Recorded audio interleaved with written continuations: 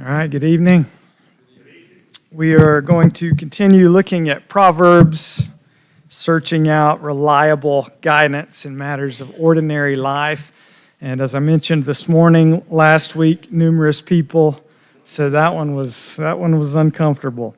So I thought we would play it pretty safe tonight, do an easy topic. And so we're going to go with wealth. The paradox of riches. And that passage there is actually going to be the last one that we look at in Proverbs today. So again, we're going to kind of be all over the place, but if I could leave you with anything, it would probably be that passage from Proverbs to take with you regarding money tonight. I call it a paradox because in the book of Proverbs, money is spoken about in both positive ways and negative ways, and you got to kind of think about both of those if you're going to be wise with money. And I'll just give you a heads up. I mean, you've read Proverbs. Money is a top theme in Proverbs. There are hundreds of verses that deal with money in Proverbs, and so I'm not going to do them all. Don't worry. We're going to get kind of a sample of what Proverbs says about money tonight. But I want to just stress there's an abundance of wisdom in the Bible, not just in Proverbs, but in the Bible regarding wealth. And we ought to seek it, to pursue wisdom in that. Proverbs just happens to be in my devotional reading right now, and I was reading chapter 9, and Lady Wisdom has this table set, and she's sending her young women to call out to anybody to come in, to sit down, to feast at wisdom. And I think we just need to hear that invitation to seek wisdom. God offers so much wisdom for wealth, and we ought to pursue it. So I'm going to just use this a little bit as a plug for this Financial Peace University. I appreciate Carter and Kaylee getting this set up for us. There's a lot more that's going to be covered there than we're going to look at tonight. Sandra and I, we've benefited much from that. And so if you're in a place where you recognize, I need to hear biblical wisdom on money, one sermon's not it. Okay, I hope you get something from this. But seek wisdom. Learn from people that have studied the Scriptures and are experienced in the world and are wise with money. Seek wisdom, and we want to be wise with our money. So tomorrow's the last day to sign up. I think it'd be a great thing if you need some wisdom in that area, sign up for it. Okay, we're going to start with the blessing of riches. I mentioned last week, prosperity and material wealth in Proverbs is a positive thing. There are dangers. We're going to look at that, but first we got to see it as a positive. It is a blessing. Again, I'm going to be pretty quick. We're not going to do all the verses we could talk about, but I want to stress a few things. First, we just recognize that wealth is a gift from the Lord. I'm going to give you just one proverb, but it's a good one. Proverbs 10:22. The blessing of the Lord makes rich, and he adds no sorrow with it. Okay. Having riches is a blessing. Comes from God. This proverb is highlighting God's generosity toward us. To be rich is just to have an abundance. I think sometimes we think of rich in bad terms, like it's bad to be rich. Rich just means you have an abundance. And the Scriptures tell us that God gives plentifully. He gives freely. He gives generously. And so we recognize riches as a blessing from God. To have material things is fundamentally grace. It's not earning. Okay, we call it earnings because we work, and we should work for a living, but fundamentally, everything we have is from God. It's all grace. It's all generosity. And so the place that we start with is saying any material good is a blessing from God. It comes from Him. It's a gift of grace. It says here that He adds no sorrow with it, or trouble. You could translate it that way, no trouble with it. Clearly, money can be problematic. We run into trouble with money, but the problem lies somewhere else. The problem is not in money itself. It's not in material goods. They're material things in and of themselves. And it's certainly not in the giver. Okay, the problem is somewhere else. So it is a gift from the Lord. Secondly, it is the legacy of the good. Proverbs 13:22. A good man leaves an inheritance to his children's children, but the sinner's wealth is laid up for the righteous. And just notice you got a good man who apparently is materially blessed. Okay? Proverbs have already told us that riches come from God. They're a blessing from God. This good man, with what God has given him, he's a steward, he's responsible, and he's generous, and so he blesses future generations. This blessed man blesses future generations. We talk with money, we say you can't take it with you, right? That's true, but you can leave it. You can do good even after you're gone. If you responsibly and wisely handle money, it continues to serve your purposes, the purpose of your life to serve God. It continues to serve that even after you're gone. So a good man leaves an inheritance to his children's children. The second part of that, the sinner's wealth, is laid up for the righteous. What that is saying, in the end, there's justice. It's not always that way right now, but in the end, there's justice. In the end, the wicked won't have it all. The wicked will be without, and the righteous will inherit the kingdom. Jesus spoke about this in Luke 6:20, said, "Blessed are you who are poor." You would think, poor? That's not blessed. He said, "Blessed are you who are poor, for yours is the kingdom of God."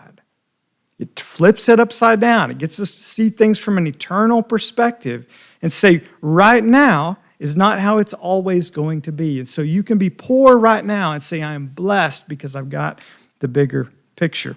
And the same goes for the wicked person who lives thinking, you know what, doesn't matter how I live, it's working out for me. Well, in the end, it won't so much. The other thing this is showing us is that categorically and ultimately, wealth belongs with the good, the righteous, and the wise. We notice this theme. It comes from God.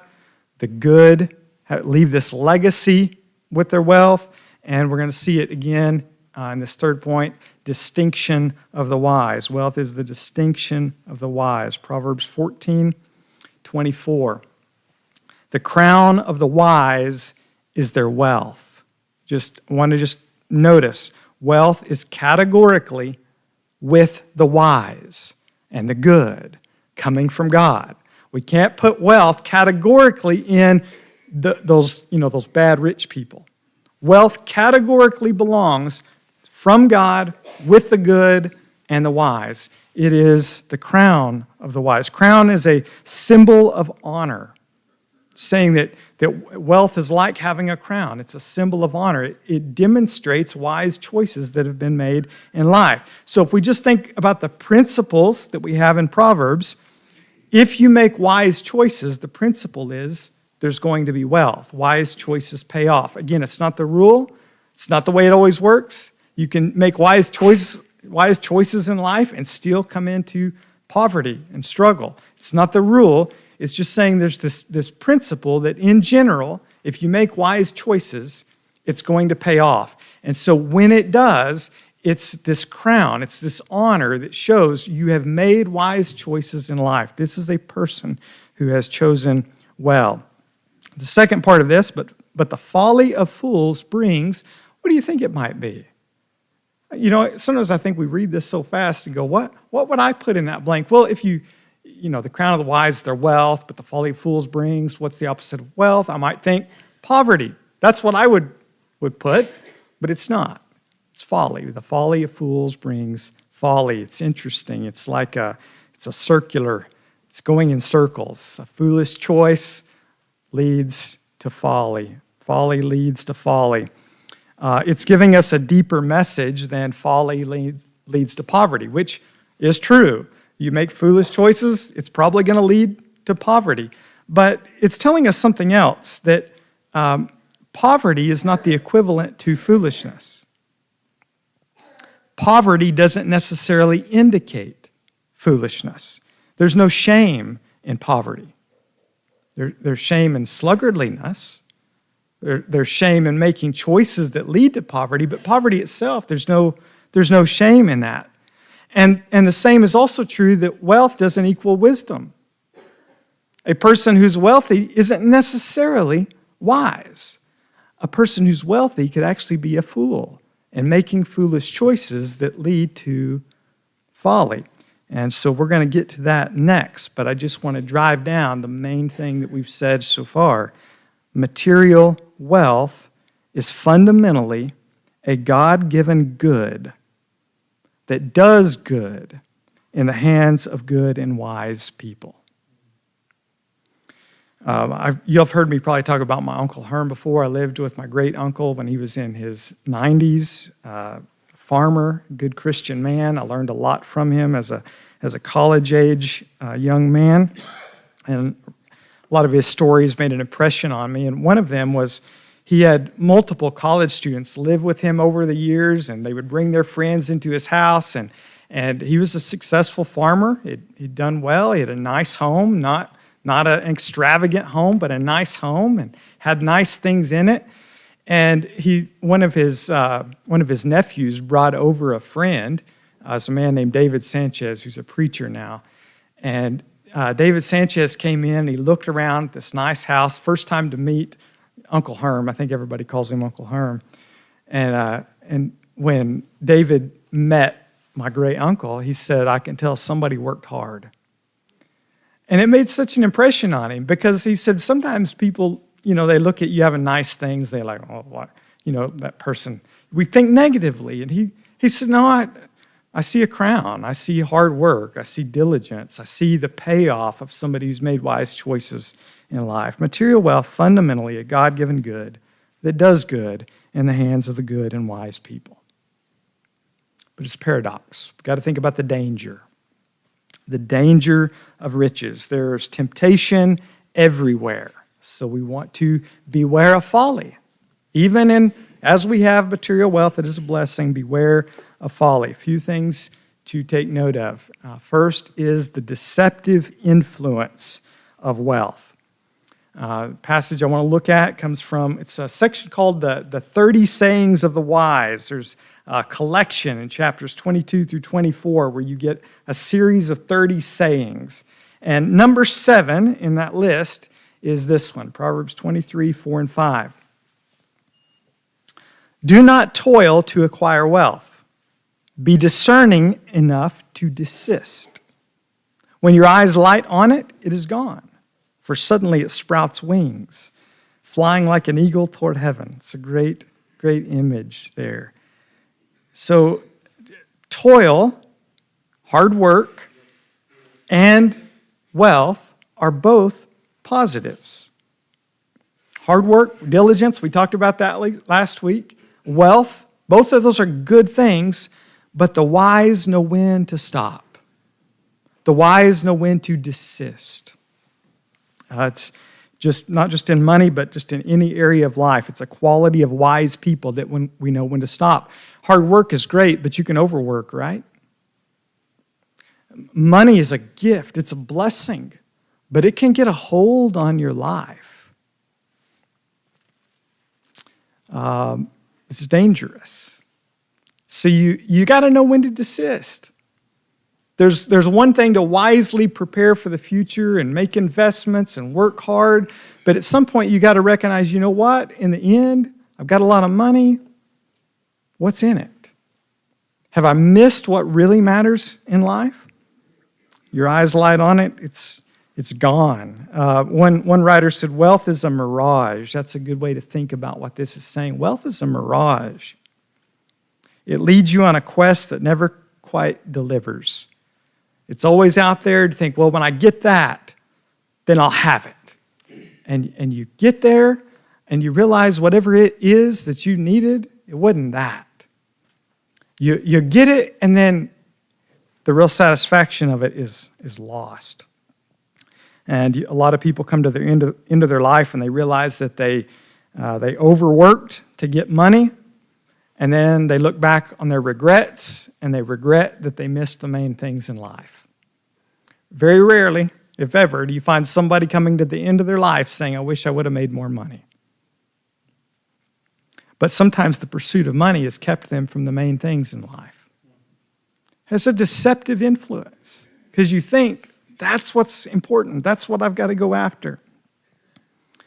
Augustine captures the paradox of it really well. Earthly riches are full of poverty.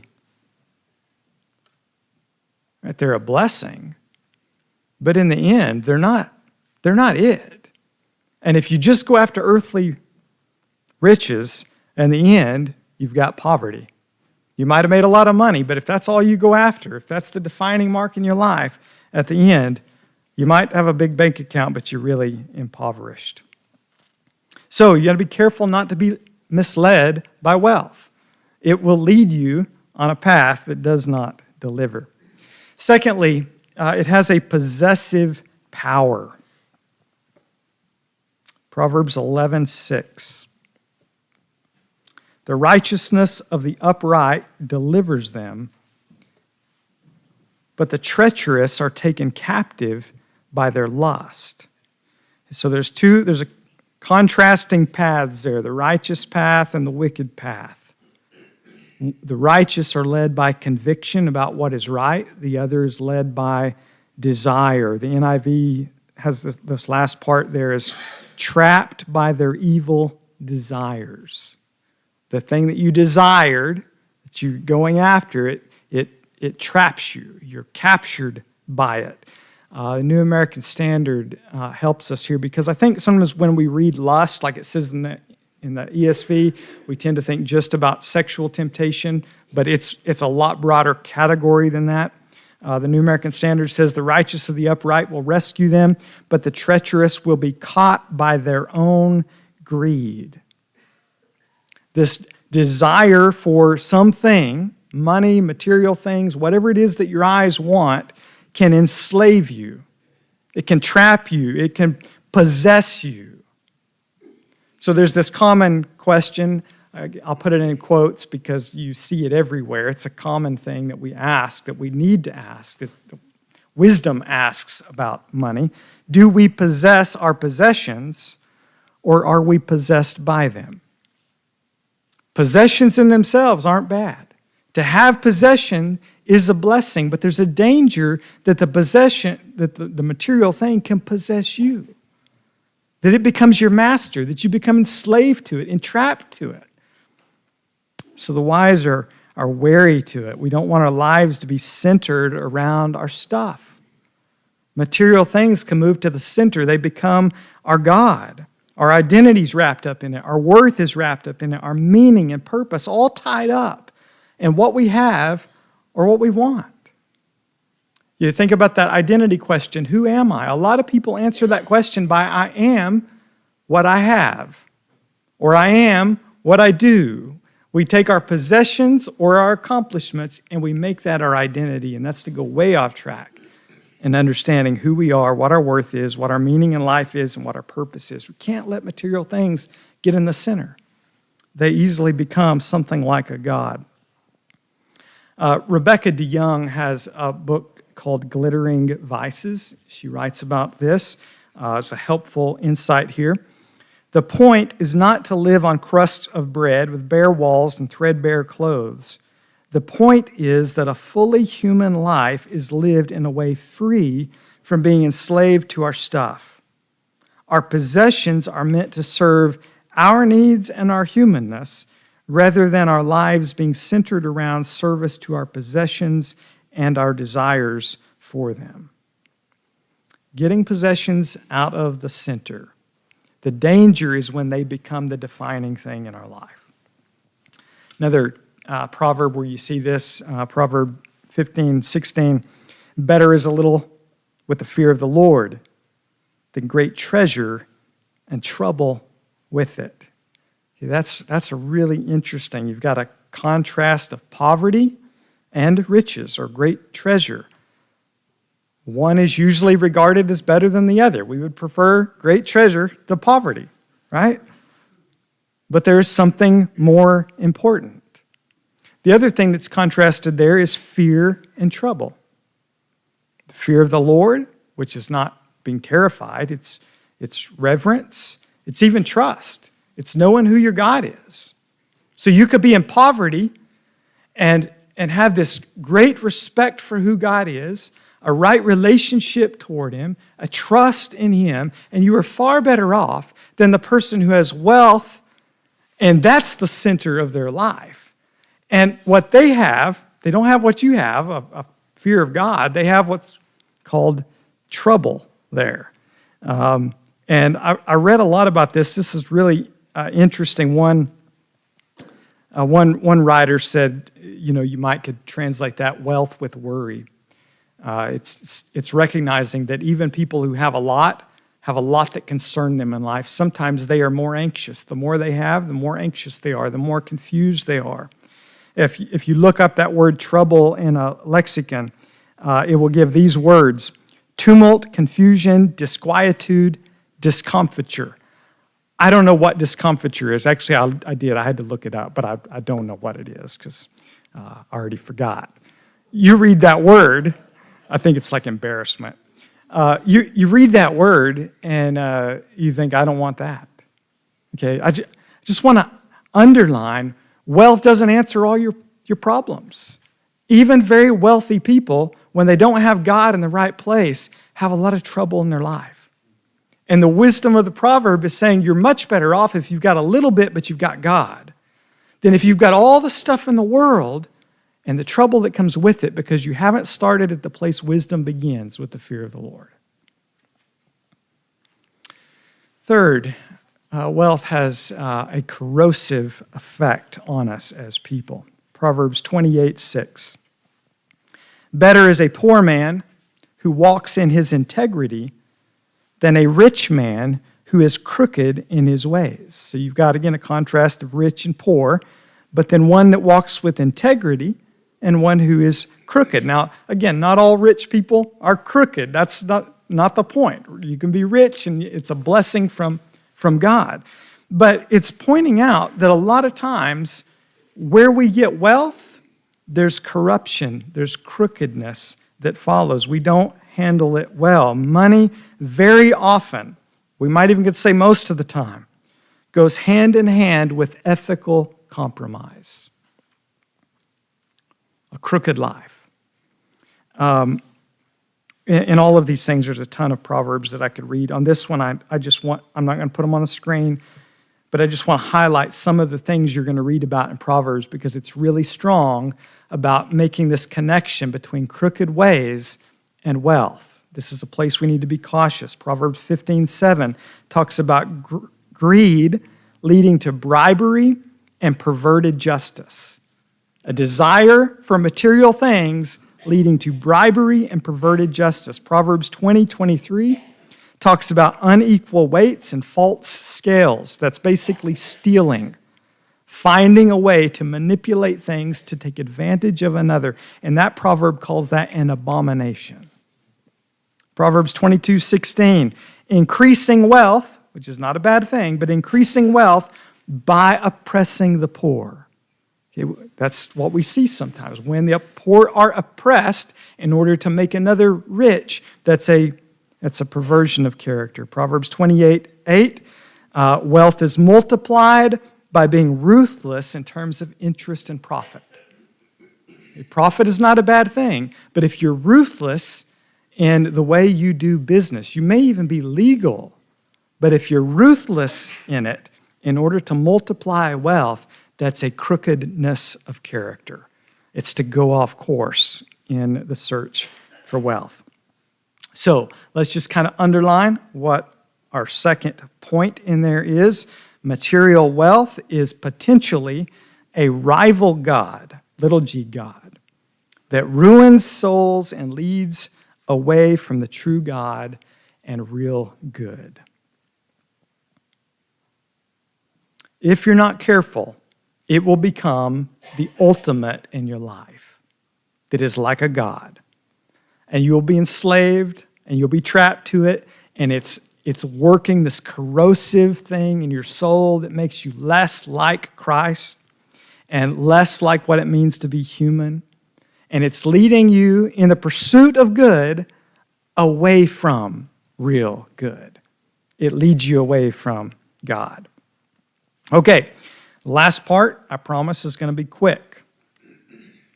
The last two parts are going to be quick. Everybody's going, wow, I was nervous, okay. The practice of wisdom. This is where you're going to need to go to Financial Peace University for the practice of wisdom. But the Proverbs has a lot to say about it. The one thing that I would put at the heading of this is honor the Lord with your wealth. Honor the Lord with your wealth and with the first fruits of all your produce. Then your barns will be filled with plenty and your vats will be bursting with wine. Number one thing is to recognize wealth is not a bad thing, but I've got to be responsible with it. I'm going to honor God with it. Whatever he gives me, little or much, what does it mean to honor God?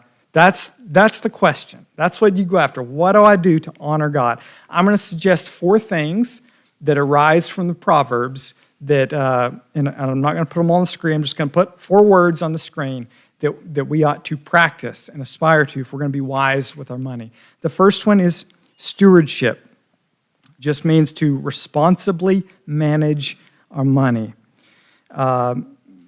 One example, Proverbs 21:20 says, precious treasure and oil are in a wise man's dwelling, but a foolish man devours it. You want to be wise in the way you handle your money. That means you're going to be really careful and cautious about debt. You're going to think carefully about the way, if you're a person who gives loans, if that's your business, you want to think about the ethical implications of that. Investments, being future thinking, planning for the future, that's part of stewardship, being responsible. Planning for the future is not a lack of trust in God. You got to trust God, but you want to be responsible with what he's given you and think wisely in preparation for the future. So stewardship, number one thing in practice of wisdom. Secondly, simplicity. Oh man, there's so many Proverbs we've already talked about this. Better is a little with the fear of the Lord. I think this simplicity is really helpful because when you're not all wrapped up in luxury, it's hard for wealth to become your God. You may be able to afford really, really nice things or a lot of things, but keeping life simple keeps things from being in the center. And you recognize what real good is. And then you're more free to give away because you've got less tied up in all of this for me. So living simply is something to aspire to. Just because you can afford to have more doesn't mean you should have more. Live simply. It's with simplicity goes contentment, and all over the Bible we have that given to us. Be content. Not always saying, well, just one more thing or the next new thing. Contentment. This will work. What I've got is enough. Those are the qualities that wise people have. Generosity. Oh man, Proverbs 14:31 says, whoever oppresses a poor man insults his maker, but he who is generous to the needy honors him. When you are generous to people who need it, that honors God. To oppress them is an insult. There's another proverb that talks about a stingy man, and I studied a little bit about that. I thought that was interesting. A stingy person. What's that? And literally, it's a person with an evil eye. So one translator says, a mean-eyed man. You don't want to be a mean-eyed man. You want to be a person that sees needs in others and is generous toward them. Not mean-eyed, not stingy. You want to have good eyes. Fourth, trust. Proverbs 11:28, whoever trusts in his riches will fall, but the righteous will flourish like a green leaf. The scriptures are telling us that riches come from God. All material things come from God. Ultimately, you look to him and you trust him. God knows the material things that you need. He cares for you. Whether you have a lot or you have a little, God knows what you need. You've got a good giver. And your confidence is not in the material things. It's not in the gifts. It's in the giver. So cultivate trust in your heart. Lastly, a prayer. Do you know there's only one prayer in Proverbs? I thought that's interesting. Only one prayer in Proverbs, and it's about money. It's right here, Proverbs 30:7-9. 2 things I ask of you. Deny them not to me before I die. Remove far from me falsehood and lying. That's a character ask. And there's the second one. Give me neither poverty nor riches. Feed me with the food that is needful for me, lest I be full and deny you and say, who is the Lord? Or lest I be poor and steal and profane the name of my God. That prayer captures the paradox of wealth. It recognizes there's danger in wealth, and I ought to be cautious toward where that could lead me, but it's also a good that I need, and I look to God for it. I don't want to be impoverished. You think about the Lord's Prayer. He teaches us to pray. Jesus does, give us this day our daily bread. God cares about that. Material goods are needed, and they are good, but he also says, lead us not into temptation. You're recognizing, even as you pray, give us this day our daily bread, there's all kinds of ways that we might be led into danger. Now, it's sometimes hard to find gospel in Proverbs. That's why sometimes, like last week, I might have come across as maybe too hard. Always got to hear grace.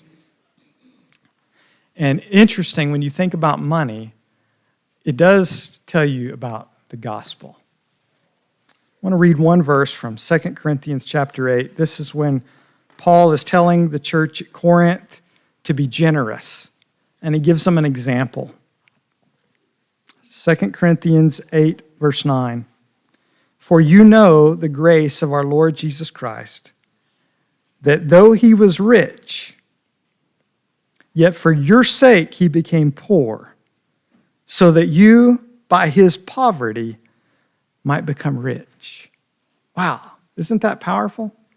That is the gospel. He set aside his poverty in order to make you rich, and not in terms of dollars, but in terms of the kingdom of God. That is the gospel. He gave up everything for you. And that's the model that we follow. Well, if you want to commit your life to Christ, be baptized into him, or if you've got some other need we can help you with, I invite you to come to the front while we stand and sing.